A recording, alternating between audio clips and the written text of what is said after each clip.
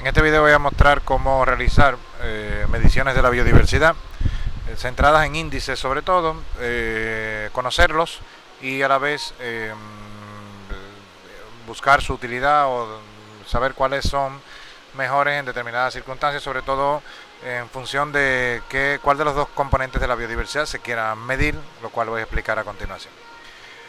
Tenemos sobre todo como base uso el libro de Anne McGurran, y recomiendo sobre todo para el tratamiento estadístico de los índices. A fin de cuentas son mediciones y el tratamiento de datos cuantitativos como los índices, bueno, requiere generalmente un poco de estadística inferencial, y en este caso el libro, por ejemplo, de estadística para biólogos aterrorizados, ¿no? Biólogos asustados, ¿no? Por los números, pues es una buena fuente, ¿no? Son buenas fuentes. El libro también, en este caso, de la teoría de la biografía insular, para sobre todo conocer el tema de los modelos de abundancia. Y el libro de Tree Diversity Analysis, que es un libro dedicado al conocimiento, a la manipulación de índices en R, generado por Roland King y Richard Coit, que este libro es, digamos, la implementación de un paquete de R llamado Biodiversity R. También recomiendo este manual en PDF de Jari Oksanen, de paquete Vegan de R, que es un paquete diseñado para el cálculo de índices de diversidad, pero no solo para eso, sino también tiene también técnicas de análisis de ordenación y demás, ¿no? O sea, bueno, tiene otras herramientas interesantes también para el manejo de datos de biodiversidad. Paquete Vegan tiene el libro Ecological Diversity, este PDF de Ecological Diversity, pero tiene también su manual de R, también hecho para los fines. Paquete Biodiversity también tiene un manual específico de R, o sea, de los homologados de R, ¿no? Y bueno saber que para R están los anteriores, pero también, bueno, los análisis de biodiversidad también se pueden realizar con el software de interfaz gráfico, como PAST. Es una alternativa buena para interfaz gráfico. Y bueno, tiene el inconveniente de que no tiene la capacidad, el potencial de análisis estadístico de R, pero tiene la ventaja de que por lo menos el interfaz gráfico facilita mucho, ¿no? En todo caso, yo recomiendo utilizar, como es lógico, R, ¿no? El concepto de biodiversidad ha sido utilizado durante muchos años de forma, digamos, muy polisémica. En este caso voy a remitirme a la historia y voy a mostrar cuál es la definición en la cual me baso. Se supone que la biodiversidad fue acuñada a principios de los 80 por Lovejoy. McGurran lo atribuye a una etapa más temprana, pero con una acepción diferente, ¿no? Una acepción un poco más temprana, en 1955 por Herbinsky.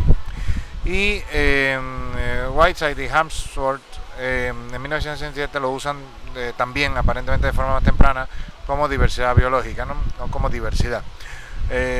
North y otros en el 86 la dividen el término de diversidad en genética, diversidad de especies, diversidad ecológica, lo cual al final ha permitido conocer o darle distintos pesos a la biodiversidad. El término de biodiversidad es mucho más reciente, porque al principio lo que se manejó fue como diversidad biológica, de Biological Diversity en inglés, originalmente acuñado por Rosen. Como tal, fue la primera vez que se utilizó la contracción biodiversidad, ¿no? En un libro editado por Wilson, ¿no? Es un acta de un evento sobre diversidad biológica, y la palabra fue acuñada aparentemente como tal, como contracción en ese evento por Rosen. La definición que da el PNUMA es que la biodiversidad es la variabilidad de organismos vivos de todos los medios, entre los organismos vivos de todos los medios, que incluye tanto los medios terrestres, marinos, como los sistemas acuáticos y los complejos ecológicos en los cuales están ellos insertados.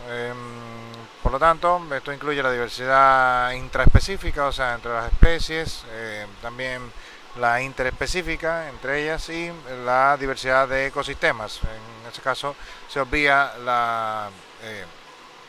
otras acepciones de biodiversidad, ¿no? Entonces esta definición, digamos que se trata de una definición más bien en sentido amplio, no se refiere para nada a cómo medirla ni nada de eso, sino sobre todo a un concepto muy teórico que en principio hay que aterrizar y buscar acepciones o métodos que permitan medirla, ¿no? Harper y Hausdorff sugieren esos mismos tres niveles, digamos genética de organismos y ecológica, y la genética sería la intraespecífica, ¿no? La de organismos sería la interespecífica y la de ecosistemas sería la ecológica. Tiene, por lo tanto, la biodiversidad tiene esas tres acepciones por los investigadores previos, ¿no? McGurran utiliza el nombre de diversidad biológica, o sea, la palabra, el término diversidad biológica y biodiversidad como sinónimos y la define como la variedad y la abundancia de especies en una unidad de estudios. Ella se basa en los planteamientos de Hubble, ¿no? Por lo tanto, la variedad, o sea, la riqueza, el número de organismos presentes, pero su abundancia también es importante para conocer la biodiversidad. Esto es, digamos, esto marca un hito importante en las mediciones de la biodiversidad, porque no se trata solamente de saber cuántos organismos hay, sino que también se trata de saber cuál es su abundancia relativa en la unidad estudiada, ¿no? La diversidad biológica, por lo tanto, tiene dos componentes, la riqueza y está también la equidad, es decir, la abundancia proporcional de los individuos de las especies, cómo está repartida esa abundancia, o sea, si esa abundancia está descompensada y predomina, o sea, hay una dominancia de algunas especies con muchos individuos, muy pocas generalmente, y la mayor parte de las especies generalmente se puede considerar raras. Entonces eso es lo que mide la equidad, qué tan mal repartido están los individuos en el conjunto de las especies. Las mediciones de la biodiversidad priorizan más una cosa o la otra, ¿no? Salvo algunos índices como el de Shannon, que resulta afectado por ambas variables, riqueza y equidad, pero la mayor parte de ellos otorga un peso relativo diferenciado a cada uno de estos dos componentes, ¿no? De la riqueza o la equidad. Para McGurran es un concepto que puede ser medido de forma rápida y fácil, y por lo tanto así mismo se ha desarrollado una amplísima gama de índices, ¿no? De todos los tipos, ¿no? Así vemos en los años recientes, en los últimos años, ¿no? El 86 en adelante, cómo han aumentado de manera, diría casi exponencial, los artículos sobre biodiversidad, donde aparece la palabra, los términos biodiversidad, diversidad biológica, diversidad ecológica, como han aparecido artículos por año, ¿no? En cada caso, ¿no? La razón por la cual medir la diversidad biológica o biodiversidad, usándolos como sinónimos tal como sugiere McGurran, es porque nos ayuda a explicar patrones. El encontrar patrones en el territorio es precisamente útil, es precisamente los índices, las mediciones de la biodiversidad son precisamente útiles para encontrar esos patrones, ¿no? A los que uno puede decir que pueden ser incluso hasta patrones generalmente espaciales, ¿no? Y la biodiversidad medida por índices o en general índices que priorizan una u otra de las componentes,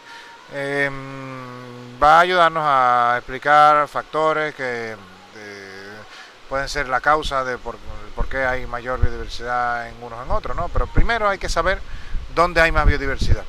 Y esos lugares donde hay más o menos biodiversidad son los lugares en donde vamos a encontrar o a buscar unos factores explicativos. Para saber dónde hay más o menos, precisamente necesitamos un método y necesitamos también tener esos índices de biodiversidad para poder hacer esas búsquedas de factores explicativos, ¿no?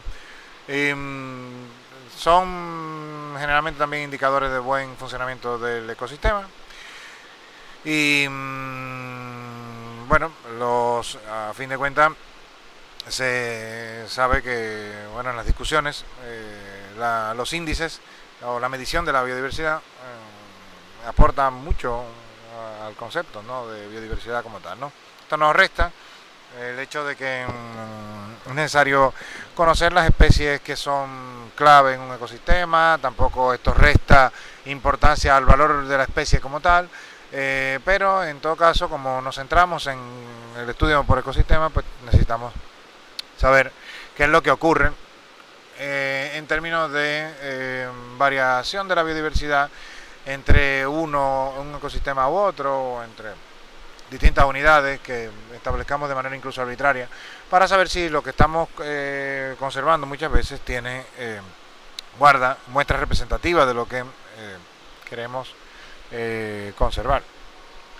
La mayoría de las especies en la medición de la diversidad biológica nos hemos dado cuenta al final que la mayoría de las especies son raras. Siempre hay pocos individuos de las especies y la mayoría de las especies se comporta de esta manera, o sea, representadas por pocos individuos. Y luego hay unas muy pocas especies que son muy abundantes, ¿no? O sea, hay escasas especies siempre que son muy abundantes, ¿no? En el caso del pinar es un caso especial, o sea, un caso como lo mencionado, ¿no? Hay muy pocas especies hay muchas especies representadas por pocos individuos y hay una dominancia marcada de el pino. Esto es habitual en muchos otros ecosistemas, no solamente en el pinar. Nos parecería también que los bosques de transición, por ejemplo, bosques semideciduos, mesófilo, no, es igual. Dominancia generalmente de algunas especies, por ejemplo las cocolobas y demás, como dentro de las leñosas, que predominan, ¿no? Ya no mencionar en caso de los herbazales, sabanas y demás, en donde hay un predominio generalmente de plantas herbáceas, generalmente de la familia de las gramíneas, y muchas veces predominan una o dos especies solamente de ellas, ¿no? En el caso de la sabana, sobre todo, ¿no? Y en el caso de los herbazales de montaña, pues bueno, a veces vemos dominancia generalmente de plantas de la familia de las compuestas, las asteráceas, ¿no? O sea, bueno, en general hay siempre una o dos especies que dominan y la mayor parte de las especies están representadas por muy pocos individuos. Eso ocurre de manera general. Encontrar que hay una repartición equitativa de la abundancia proporcional es muy raro. Eso es muy raro, es decir, que todas las especies estén representadas por el mismo número de individuos. Eso es muy raro, eso no es habitual y eso denota situaciones particulares. Y generalmente esta distribución de la abundancia y de la riqueza, o sea, esa relación entre la abundancia y la riqueza, generalmente está aplicado por distribuciones normal, logarítmica o log normal, ¿no? Es lo que Preston nos dejó como aporte, de hecho, precisamente, y de hecho en el cual se basan muchas de las aportaciones que posteriormente realizaron MacArthur y Wilson para la teoría de la biogeografía insular. En las comunidades que son pobres en especies, que tienen una riqueza muy baja, que no es el caso de lo comentado anteriormente, en donde puede haber una riqueza muy grande y generalmente la distribución es log normal, es decir, hay muchas especies representadas por unos pocos individuos, pero hay unas cuantas que dominan. En el caso de las comunidades con una pobreza de especies, porque son muy pobres en especies que tienen una riqueza muy baja, se presentan otras distribuciones, otras relaciones entre la abundancia y la riqueza, ¿no? Y se presentan generalmente series que son de tipo más geométrico, ¿no? Esto es lo que en principio los modelos de abundancia nos pueden aportar, ¿no? Que forman parte también de las técnicas de medición de la biodiversidad. La diversidad biológica generalmente se mide en tres, se puede denominar en tres escalas diferentes, aunque no necesariamente el concepto de diversidad alfa, beta y gamma se refiere a la escala. En principio es uno de los condicionantes más importantes para separar un tipo de medición de la biodiversidad, de alfa, beta o gamma. En cuanto a la alfa, se refiere a una comunidad muy concreta, por ejemplo un pinar o un caobal o un manglar o un arrecife de coral concreto, en un ámbito que está delimitado por unos límites muy concretos y que estamos básicamente centrados en el dominio de la comunidad. En el caso de la diversidad beta, se refiere a la medición que se hace entre hábitats diferentes, en donde lo que interesa es determinar cuál es el reemplazo, o sea, el cambio en la composición. Para una escala, ahí ya nos referimos generalmente a una escala pequeña, leído de la siguiente manera: para un territorio mucho más grande, en donde hay distintos hábitats y lo que nos interesa es saber para ese territorio cuál es el reemplazo que existe, cuánto hay de cambio de especies entre un hábitat y otro. En la medida en que haya un reemplazo grande, ese territorio se podrá considerar como un territorio heterogéneo, en donde hay una gran diversidad de hábitats. Si no hay un gradiente de cambio de la composición en el territorio, pues entonces estamos hablando de un territorio que es de una diversidad beta muy baja, ¿no? Y en el caso de la diversidad gamma, se refiere sobre todo a la riqueza específica. Ahí no interesa conocer el número de individuos, sino que lo que interesa es conocer sobre todo cuántas especies hay, y para una escala generalmente muy pequeña, o refiriéndonos ya en términos territoriales, para un territorio grande como una región o un continente, ¿no? Ahí lo que interesa es conocer la lista de especies sobre todo, ¿no? Estos son, digamos, tres escalas de medición, o tres niveles de medición de la biodiversidad en función de los componentes que se miden. En una, como digo, se mide riqueza y abundancia, en la alfa, en otra se mide el reemplazo, y en la gamma se mide sobre todo la riqueza, pero para territorios muy grandes, ¿no? En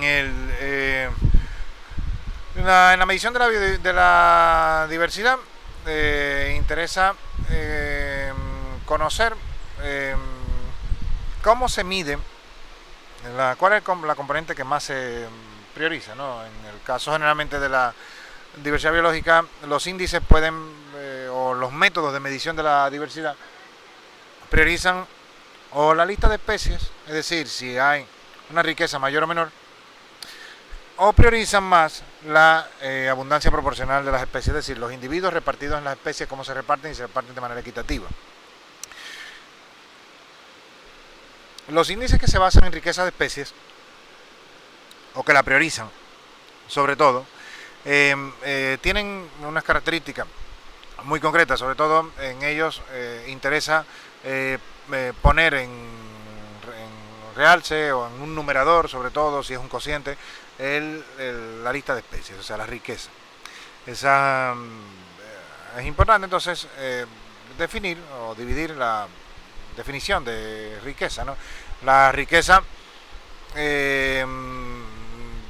la riqueza específica de especies no es lo mismo que el índice basado en riqueza de especies o los índices de riqueza de especies. Los índices de riqueza de especies están generalmente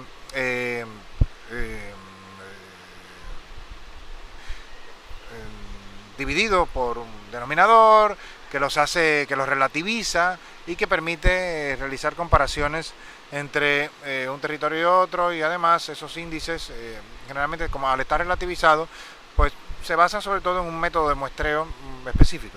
La riqueza de especies es una lista simple, una lista de especies, y eso es lo que se denomina riqueza específica de especies, ¿no? O sea, cuántos hay cuántas especies hay en una comunidad. Y esa riqueza específica de especies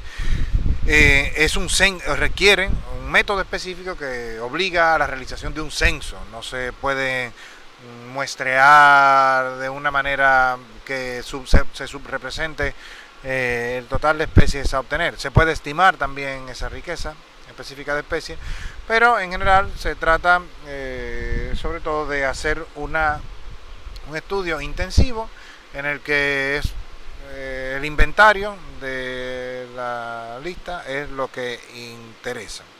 Es importante conocer la riqueza específica de especies, pero realmente cuesta muchísimo esfuerzo y también dinero el hacer conocer la riqueza específica de especies de un ámbito determinado, ¿no? En el índice basado en riqueza de especies, que no es ya lo mismo, son, como digo, mediciones relativizadas, es decir, se requiere relativizar la riqueza. No basta con saber la lista, sino que hay que relativizarla, y por lo tanto ya aquí se orienta a la metodología de muestreo, ¿no? Porque ya hay que relativizar, y al relativizar tenemos que tener un esfuerzo de muestreo determinado, y hay que buscar una unidad de estandarización del esfuerzo de muestreo, que puede ser el tiempo, puede ser el área, ¿no? Entonces es necesario para los índices basados en riqueza tener un método de muestreo específico que nos ayude a relativizar las mediciones de la biodiversidad o de esos índices de riqueza basados en riqueza de especies, ¿no? Tienen que tener, por lo tanto, esa unidad de muestreo definida, pero son una forma sencilla de medir, y además la abundancia ayuda a relativizar. No se trata de utilizar la abundancia como un medidor de la equidad, sino que lo que se trata es de utilizar la abundancia para relativizar la riqueza, porque a fin de cuentas en un lugar donde yo haga un muestreo y me encuentre 100 individuos, la riqueza va a ser de manera general, si se trata por ejemplo de hábitats que tienen la misma incluso biodiversidad, si voy a un lugar y encuentro 100 individuos y voy a otro lugar y encuentro 10 individuos nada más, en el lugar donde tengo 100 individuos voy a generalmente, de manera esperada, voy a tener una riqueza mayor que en el lugar donde tengo 10 individuos, ¿no? Por lo tanto, aquí la abundancia se utiliza como un relativizador. Es una forma muy sencilla de medir la biodiversidad, porque solamente requiere saber cuántos individuos hay, no por especie, sino el número de individuos totales y la riqueza total. Esos índices de riqueza de especies, que se basan, como digo, sobre todo nada más en la riqueza, y lo que necesitamos un número de individuos total, son muy utilizados generalmente en estudios en donde se requiere simplificar la medición de la biodiversidad, pero son muy útiles, no implica que por su simpleza sean índices inútiles. Entonces hay distintas formas de relativizar, como digo, el número de individuos, o sea, la abundancia total es una forma de hacerlo. También otra forma de relativizar es el área, o también incluso el tiempo utilizado en el muestreo o en los muestreos. El índice, por ejemplo, de riqueza numérica de especies es un índice que mide el número de especies por número de individuos, muy utilizado en fauna, es decir, basta con dividir la riqueza específica encontrada, la lista de especies, total, cuánto da, qué número de especies hay, y eso dividirlo entre el número de individuos, es decir, la abundancia. La densidad de especies es otro índice basado en riqueza, pero que en este caso se utiliza como relativizador el área. Son muy utilizados en botánica, ¿no? Un índice de riqueza basado en riqueza de especies es el índice de Margalef, que utiliza la riqueza S, el número de especies, y se le resta 1, y este numerador se divide entre un denominador, es el logaritmo neperiano de la abundancia, el número total de individuos, ¿no? El número de especies, en este caso, se supone que va a aumentar en la medida en la que aparezcan más individuos. Entonces, este índice lo que hace es impedir que en la medida en que aumente el número de individuos, aumente de manera exponencial la riqueza, y el relativizador ayuda a la comparación. Se supone que hay una relación entre el número de especies y el número total de individuos, una relación como riqueza de especies igual al número de individuos, elevado a 1 sobre K, donde K es una constante. Como esa relación existe, que es una relación en este caso exponencial, exponencial en este caso de una raíz K, se supone que esa relación va a aparecer en la en el agua, va a tener un impacto sobre la riqueza obtenida. A la medida que aumente el número de individuos, va a aumentar la riqueza. Como esa relación se conoce, si pudiéramos determinar K en cada caso, podríamos saber qué relación existe. Bueno, pues podríamos también hacer esas mediciones comparadas del índice de Margalef entre un ámbito y otro. Sin embargo, hay que tener en cuenta que bueno, K no se va a conocer siempre, se puede determinar en la mayor parte de los casos, pero al iniciar un estudio, en general esa relación no se conoce para nuestro hábitat. Entonces, bueno, el índice Margalef en general, de la riqueza menos 1 dividido entre el logaritmo neperiano, que precisamente busca hacer una generalización de esa relación, de manera que cuando haga la medición en un lugar del índice Margalef lo pueda comparar con la medición del índice Margalef realizada en otro, con independencia del número de individuos que se hayan encontrado. Este índice, para cuando tiene valores inferiores a 2, se consideran zonas de baja biodiversidad. Con esto hay que tener mucho cuidado, porque los índices de biodiversidad, cuando se le pone denominaciones a los números, pues resulta que a los resultados obtenidos, pues resulta que no siempre es así, porque depende del método de muestreo, de la época del año, del área abarcada en cada caso, del tipo de ecosistema, si es muy heterogéneo, etcétera. Entonces, hay que tener mucho cuidado con esto de asignarle valores. Sin embargo, cuando en nuestra área de estudio nosotros encontremos que este patrón se repite, es decir, que el valor de 2 o inferior nos habla de los ecosistemas que, por ejemplo, puedan estar más intervenidos o que presenten una diversidad menor, porque ya lo hayamos visto y lo hayamos comprobado así en el lugar, podemos entonces utilizarlo como una escala de referencia. Y se supone que los valores superiores a 5 se consideran de ámbito, unidades de hábitat de alta diversidad. De 2 a 5 se supone que sería lo común a encontrar. El índice Menjinic es otro índice también basado en riqueza de especies, que lo que hace es precisamente divide la riqueza de especies entre el número de individuos, pero en raíz cuadrada, para la raíz cuadrada del número de individuos, la abundancia, ¿no? Es un índice muy simple, que se basa también en la relación anterior de S igual a n elevado a 1 sobre k. Y este índice de Menjinic es utilizado sobre todo cuando también no se conoce el número de individuos por la abundancia proporcional de cada especie, ¿no? Otra forma de medir la diversidad basada en especies es la curva de acumulación de especies.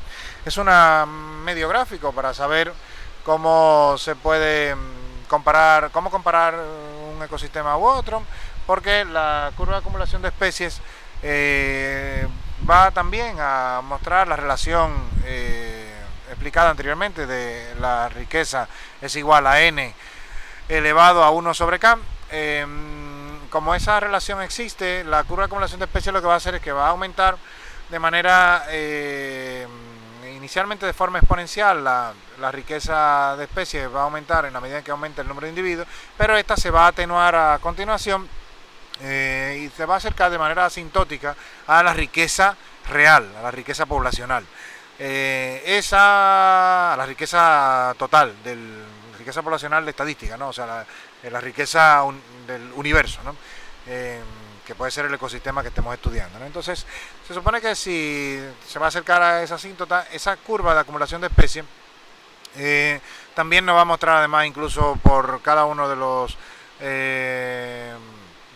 de las abundancias segmentadas nos va a mostrar también un intervalo de confianza. Hay distintas formas de hacerla, exacta, por rarefacción, y hay métodos también implementados de forma específica, ¿no? Es una herramienta gráfica, es muy útil. Lo que pasa es que los métodos también están muy cuestionados. Por ejemplo, el método de rarefacción está muy cuestionado en las revistas de más recientes, ¿no?, sobre medición de la biodiversidad, ¿no? Claro, mientras más muestras tengo, mayor suavidad va a mostrar, va a ser más confiable la curva, y también la riqueza total va a ser también más fácilmente estimada, ¿no? La fórmula de la refracción es la que vemos en pantalla, es el sumatorio, ¿no?, de el número de, o sea, el número esperado de especies es igual al sumatorio de una resta que tiene un término, o sea, como término inicial 1, y el segundo término de la resta es un cociente, que es el número total de individuos que se colecte en el ámbito, menos el número de individuos de la especie I, y esto dividido entre el número total de individuos colectados, la abundancia total del muestreo. Todo esto se tiene que hacer en permutaciones, o sea, hay que realizar permutaciones de esos elementos, del número total de individuos recolectados menos el número de individuos de la especie iésima. Se hacen permutaciones con el tamaño muestral que tengamos. Si tenemos 10, hay que hacer una combinación de n menos n sub i para la combinación 1, para la combinación 2, para la combinación 3, para todas las posibles combinaciones que pueda yo obtener del tamaño muestral que tenga. Si tengo 10 muestras, pues tengo que hacer una mezcla de, o sea, todas las combinaciones posibles que pueda de n menos n sub i, y lo mismo para n. Eso es lo que significa el paréntesis con el elemento inferior n minúscula, ¿no? Bien, este método, como digo, está cuestionado, el método de rarefacción, pero hay muchos otros métodos. Exacto, por ejemplo, es el método para la curva de acumulación de especies, que no es la rarefacción. En el exacto, por ejemplo, que es este, implica hacerlo en la medida en que van apareciendo las unidades muestrales y calcular el número de especies, o sea, obtener el número de especies para la unidad muestral 1, y poner unidad muestral 1 tiene 100 individuos, y poner el número de especies obtenido. Para la 2, ¿cuántas nuevas aparecen? Y poner ahí el valor de riqueza. Para la 3, ¿cuántos individuos tengo nuevos? Bueno, lo pongo aquí y sumo o añado y pongo un puntito en el lugar en donde corresponda la riqueza nueva, o sea, es decir, sumo las nuevas especies obtenidas, y así voy obteniendo una curva de acumulación de especies diferente, que es un método llamado exacto, y como digo, es diferente al método de rarefacción. Este método también está cuestionado, así que bueno, por lo tanto hay que tener cuidado con ellos. Sin embargo, son útiles como tal si se pueden comparar con otros métodos de medición de la biodiversidad. Por ejemplo, en este caso hay varias curvas de acumulación de especies para distintos ecosistemas, marinos, y vemos cómo son comunidades, en este caso bentónicas, y vemos cómo para distintos ecosistemas, por ejemplo, la línea continua es las comunidades bentónicas de aguas someras, tropicales, son aparentemente las que mayor, en las que más la curva de acumulación de especies aporta o dice que hay una mayor riqueza, con independencia del número de individuos que se colecte. Por ejemplo, en el caso de RH36 sería un caso como ese, ¿no?, en donde el número de individuos al que se alcanzó fue probablemente 750, y la riqueza obtenida fue 75. Es importante notar que la curva aquí muestra una pendiente muy fuerte y es de esperar que esa pendiente se mantuviera y superara incluso a la de la muestra RH26 y que a partir de algún punto comenzara a volverse asintótica, ¿no? Ya vemos que en los otros ecosistemas, como bueno, los estuarios tropicales, por ejemplo, tienen aparentemente una riqueza estimada final menor, o los de el talud continental también por igual, los de la plataforma, los de la parte exterior de la plataforma también, y para los ecosistemas, por ejemplo, boreales, que es el trazo discontinuo largo, pues aparentemente la riqueza estimada va a ser siempre menor, ¿no? O sea, por más que aumente el número de individuos, ¿no? Igual para, por ejemplo, ambientes terrestres, ¿no? Por ejemplo, en el caso de un ambiente terrestre, en este caso están estudiando la especie de Drosophila, o sea, el género de Drosophila, especies del género de Drosophila. En Brasil vemos como, aunque aumente ya el número de individuos, por ejemplo, en tierra firme, para bosques de tierra firme, la riqueza estimada final no va a ser mayor que para el igapó. El igapó es bosques, en este caso, de terrazas altas generalmente, del río Amazonas, y el igapó es ya bosques inundados en este ámbito, ¿no? En el ámbito del río Amazonas, ¿no? Los índices en los que se prioriza sobre todo la abundancia proporcional de especies es el índice de Shannon, por ejemplo. Este mide tanto la riqueza como la equidad, prioriza uno tanto como otro, le da, digamos, reparte a las dos componentes, no tanto a la riqueza como a la equidad. No tiene un límite superior, en principio, no tiene un límite superior, pero claro, evidentemente lo tendría si pudiéramos conocer la riqueza y la abundancia proporcional de cada especie a nivel mundial. Se unió para la Tierra cuál es el mayor esperado, ¿no? En las situaciones de máxima equidad, es decir, en donde el número de individuos está repartido de forma proporcional en las especies, se asume que el índice va a asumir valores grandes,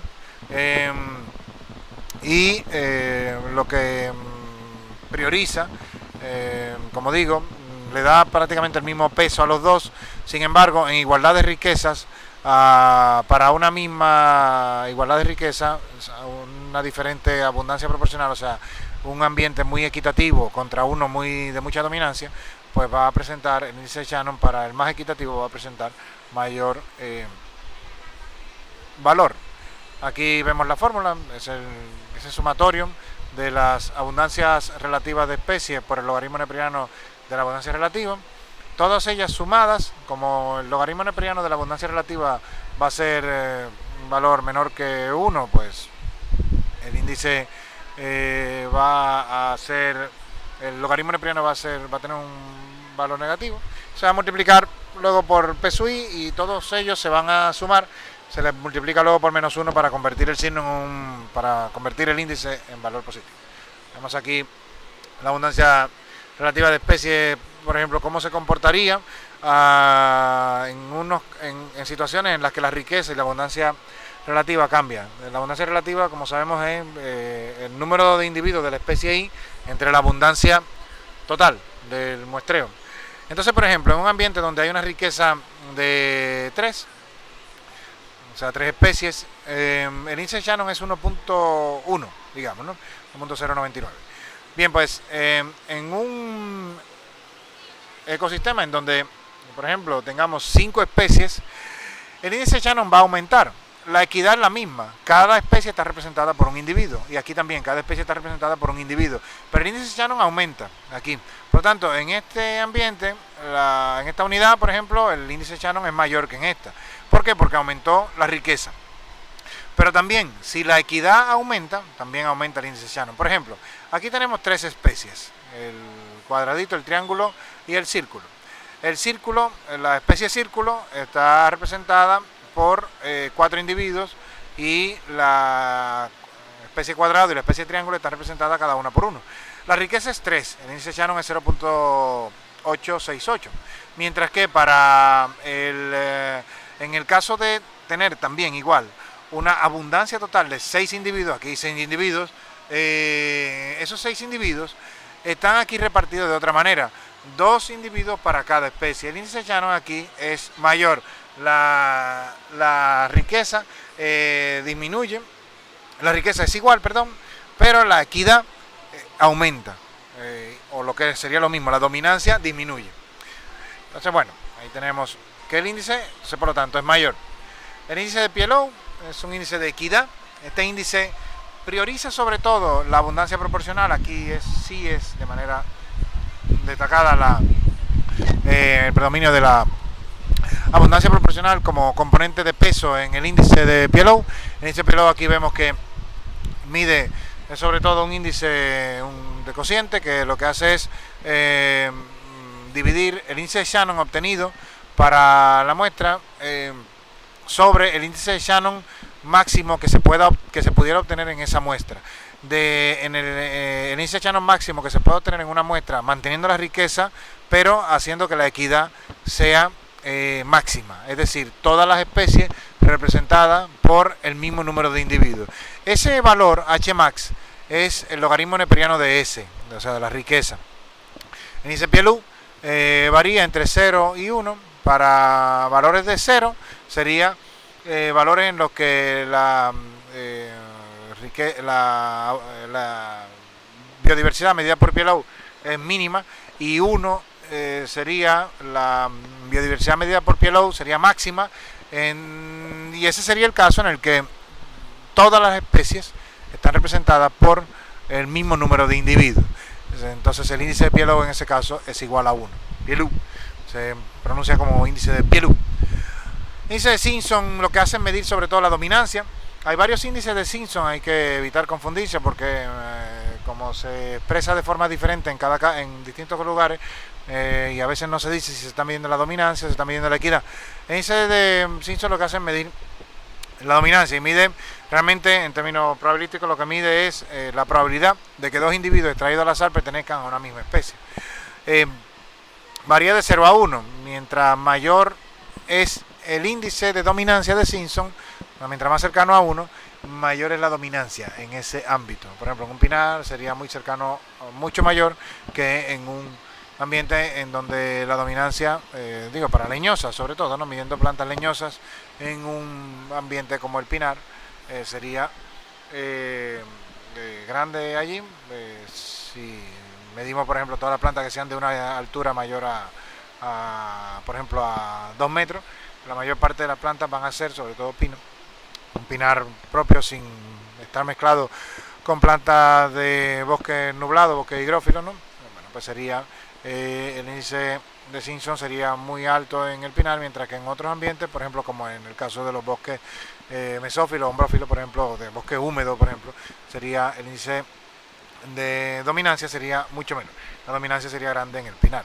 Bien, entonces, mientras la dominancia sea pequeña, la comunidad va a ser más diversa. La expresión de este índice suele confundirse. El índice original de dominancia de Simpson es este. Es el sumatorio de las abundancias relativas al cuadrado. La abundancia relativa al cuadrado, cada una de ellas, la abundancia relativa es el número de individuos de la especie Y dividido entre la abundancia total. Esa dominancia de Simpson se mide de esa manera, elevando P sub I al cuadrado, es decir, la abundancia relativa de la especie Y, elevándola al cuadrado y sumando todos esos términos, cada uno de ellos, ¿no? En el caso de el inverso de la dominancia de Simpson, se mide como 1 sobre D. Tiene la fórmula también mostrada en pantalla, y hay el índice de riqueza de Gini-Simpson, o el índice de Gini-Simpson, que es un índice que lo que mide es la riqueza, en este caso, o más bien mide no tanto la riqueza, sino que lo que mide es la equidad. Ese índice es 1 menos la dominancia, o 1 menos D, y es el índice que se conoce como índice de Gini-Simpson. Y en este caso ya se invierte la forma de medición. Mientras más grande es, mientras más cercano a 1, mayor equidad hay en el ecosistema. Aquí un ejemplo. Toda la especie, por ejemplo, de la especie 1 a la 10, están representadas por el mismo número de individuos, es decir, la abundancia relativa en este caso sería 5 entre el número total de individuos, y eso da 0.1. 0.1 al cuadrado es 0.01. Bien, pues todos esos términos se suman y en este caso es 0.01. Vemos que la dominancia es en este caso 0.1, una dominancia muy baja, porque todas las especies están representadas por el mismo número de individuos, por lo tanto la equidad aquí es máxima y entonces el índice de Gini-Simpson es igual a 0.9, que es 1 menos 0.1, 1 menos d, y es un índice bastante alto, ¿no? En la medida en que en que la riqueza aumente, pues también podríamos tener valores mayores a 0.9. Hay otro índice basado en la abundancia proporcional, o en la equidad, que es el de Berger-Parker. Es un índice que mide sobre todo la dominancia. Lo que mide es sobre todo la importancia proporcional de las especies que son más abundantes. Entonces se divide Nmax entre N, que Nmax es el número de individuos de la especie más abundante, cómo está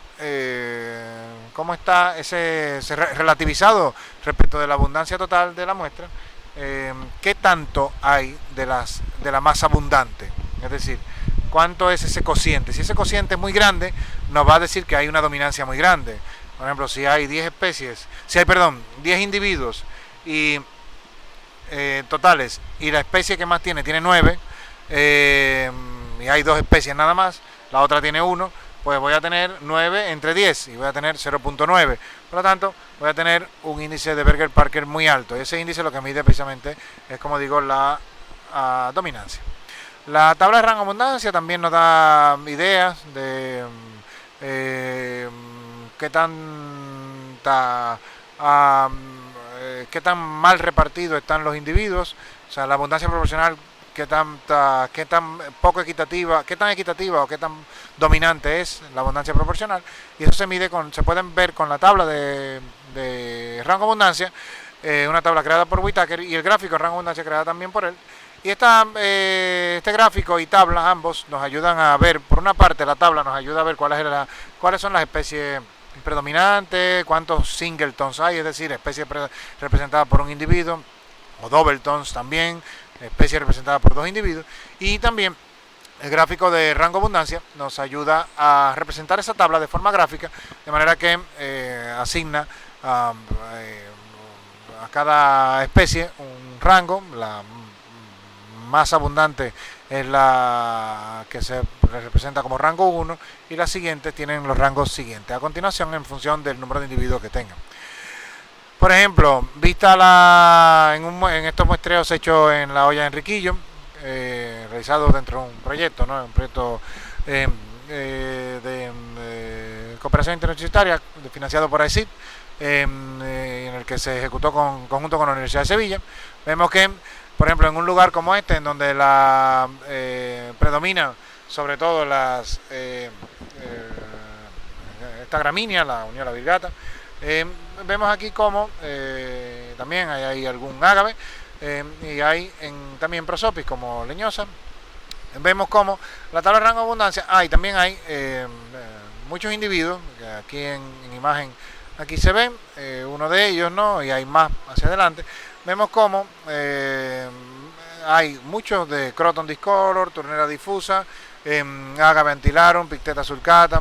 Hay Opuntia caribea también, que es una planta conocida como guasábara aquí, y también hay prosopis, ¿no? Bien, vemos que en el rango 1 estaría Croton discolor con una abundancia de 22 individuos. Aquí en esta parte de la muestra no se ve mucho, sobre todo porque aquí también además tanto Turnera como Croton aparecen de forma conjunta junto con la Uniola, y en este caso además hay que decir que la Uniola no fue muestreada, en este caso fue excluida la Uniola por la forma de muestreo que en este caso se eligió. La Uniola no fue muestreada, pero como vemos las otras plantas sí fueron, y entonces fueron muestreadas, y vemos como ellas están marcando el rango 1 del muestreo, ¿no?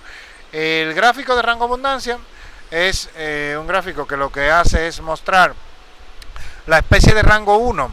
Estaría, por ejemplo, aquí en el eje X, el rango 1 estaría por aquí. ¿Cuántos individuos tiene para, por ejemplo, la muestra de color rojo con los círculos, que es la muestra que denominamos Baitoa seca, ¿no? La especie de rango 1 tiene 20 y tantos individuos y vemos como cada uno de las especies, la de rango 2 tendría 7 individuos. Esta escala generalmente es una escala logarítmica, ¿no? Y vemos como a partir de las especies de rango 6, o sea, las especies ya con individuos, con un individuo representado por un individuo, están ya en la parte baja del gráfico, ¿no? Esta división del gráfico de rango de abundancia lo que nos muestra es que esta unidad, el Baitoa seca, es una unidad en donde hay una especie muy altamente predominante, ¿no? Y unas cuantas que están representadas por un individuo. Muchos individuos de una especie, la especie de rango 1 y de la de rango 2, y las siguientes con 5 o menos individuos representados. En el caso, por ejemplo, de la muestra en Miramar, ya prácticamente en la desembocadura del río Yaque del Sur, aquí en el sureste de la República Dominicana, vemos como hay una repartición un poquito más equitativa. La especie con más individuos tiene más de 20, pero hay otras con muchas otras especies con 10, recordando que la mayor parte de las especies va a estar representada por pocos individuos, pero no de forma tan inequitativa como en este caso, tan dominante como en este caso, aquí con una repartición un poquito mejor en el caso de Miramar. Vemos además que la pendiente del gráfico rango abundancia también nos dice mucho. En la medida en que la pendiente está tendida, es decir, está acostada, vemos que la equidad va a ser mayor. Mientras que en este caso, en donde la pendiente de este gráfico rango abundancia de Baitoa seca es una pendiente muy pronunciada, sabemos que la dominancia va a ser alta, una equidad realmente baja, ¿no? Estos son los gráficos rango abundancia puestos uno al lado del otro. Vemos como en el caso de Miramar es donde se obtienen pendientes menos pronunciadas, más tendidas, y en el caso, por ejemplo, de Baitoa seca que mostraba anteriormente, vemos que tiene una pendiente muy pronunciada. La diversidad beta lo que hace es medir, como decía anteriormente, el reemplazo, ya pasando de los índices de diversidad alfa, sobre todo, que fueron los que comenté anteriormente, Shannon, Simpson, Pielú, Berger, Parker y demás, ¿no? Los gráficos, ¿no? Y los índices de riqueza de Mengini y Margalef. La diversidad alfa se mide sobre todo con esos índices. Ahora la diversidad beta se mide con otros índices que lo que miden sobre todo es lo que como decía anteriormente, el reemplazo, y lo que permite medir sobre todo qué tan diferentes o similares son hábitats o unidades de muestreo realizadas, ¿no? La diversidad o las formas de diversidad en función del territorio, de si se mide abundancia proporcional, reemplazo o riqueza, lo que denominamos antes como alfa, gamma, beta, fue acuñado esto por Whittaker, y diversidad beta por igual también, y es una escala de diversidad muy utilizada porque aquí, si bien el esfuerzo de muestreo puede hacer puede tener un impacto sobre las diversidades medidas, aquí lo que interesa sobre todo es ver qué reemplazo hay. Entonces, bueno, aun cuando haya un esfuerzo diferencial realizado, el reemplazo se va a poder medir, y en este caso el número de individuos no es tan importante. Hay diversidad beta, hay índices de diversidad beta que utilizan el número de individuos, pero la mayor parte de los índices de diversidad beta lo que miden es sobre todo el reemplazo, y por lo tanto lo que interesa es saber presencia o ausencia de las especies. Y en este caso, los índices de diversidad beta van a resultar menos afectados por el esfuerzo de muestreo. Aún así, en la etapa de diseño de muestreo hay que tomar medidas para evitar sesgos en función de mayor esfuerzo de muestreo realizado en unas unidades que en otras, ¿no? Bien, puede ser utilizado, como dije anteriormente, para medir la diversidad conjunta de un área, no tanto ya de una unidad o de una muestra determinada, ¿no?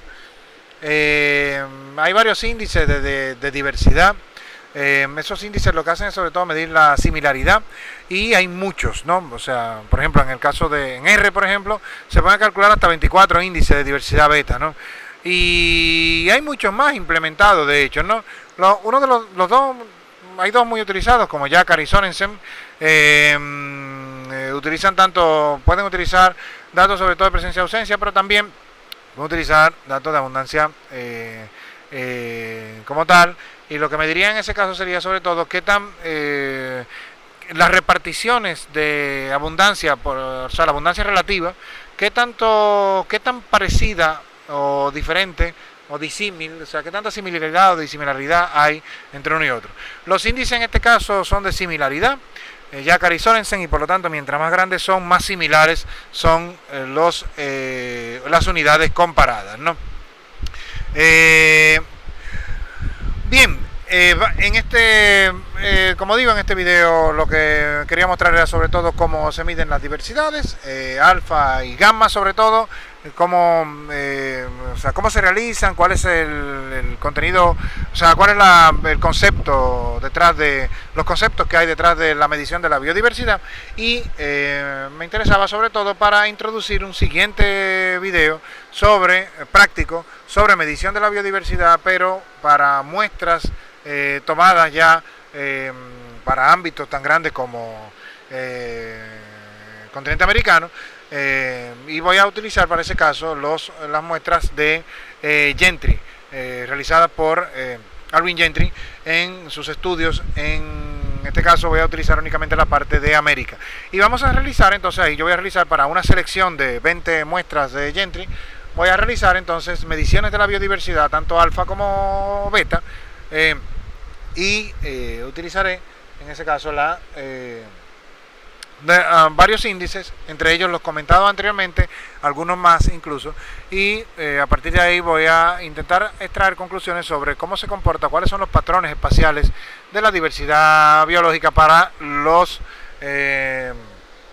especies, el grupo en el cual se ha concentrado Gentry, que son sobre todo plantas leñosas con un diámetro a la altura del pecho determinado, ¿no? O sea, él no incluía en sus muestras las herbáceas, etcétera, ¿no? Y bueno, entonces esto es importante tenerlo en cuenta porque en ese caso estaremos analizando la biodiversidad únicamente de ese grupo que ha seleccionado Gentry de manera específica para sus estudios de biodiversidad. Bueno, espero que sea de utilidad y aquí concluyo.